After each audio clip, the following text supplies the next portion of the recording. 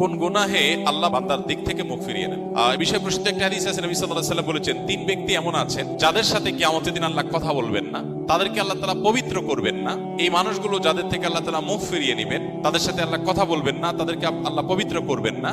সেই মানুষগুলোর মধ্যে একজন হলেন ওই পুরুষ, যে পুরুষ টাকনুর নিচে পোশাক পরে। পোশাক পরে বলতে যে পোশাক উপরের দিক থেকে যায় সেটা টাকনুর নিচে পরে, প্যান্ট, পাজামা, চাদর, লুঙ্গি, জুব্বা, জামা, এগুলো। মোজা যেটা থাকেই নিচে, নিচ দিক থেকে পরা হয়, ওইটা কথা ভিন্ন। তো এই যে মুসবিল যে ব্যক্তি টাকনুর নিচে প্যান্ট, পাজামা, লুঙ্গি ইত্যাদি পরে, এই ব্যক্তি তার সাথে আল্লাহ কিয়ামতের দিন কথাও বলবেন না এবং তার দিকে আল্লাহ তাকাবেনও না, তাকে আল্লাহ পবিত্রও করবেন না।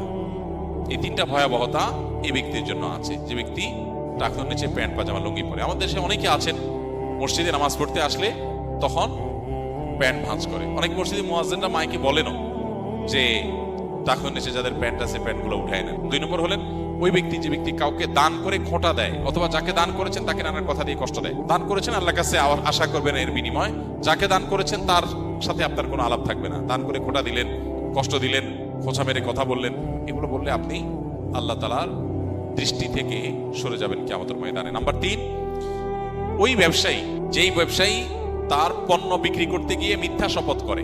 এখন তো ঘরে ঘরে ভাই আল্লাহর কিনা, এটা কিনা পড়ছে এত, ভাই কিনতেও পারে না এত টাকা দিয়া, এটা মিথ্যা কথা। তো এই ব্যবসায়ী যে তার পণ্য বিক্রি করার প্রয়োজনে মিথ্যা শপথ করে ক্রেতাদের সাথে, কাস্টমারের সাথে, তার দিকে আল্লাহ তাকাবেন না, তাকে পবিত্র করবেন না এবং কিয়ামতের দিন আল্লাহ রাব্বুল আলামিন তার সাথে কথাও বলবেন না। আল্লাহ আমাদেরকে এই সমস্ত বদগুণ, খারাপ গুণ থেকে, চরিত্র থেকে হেফাজত করার তৌফিক দান করুন।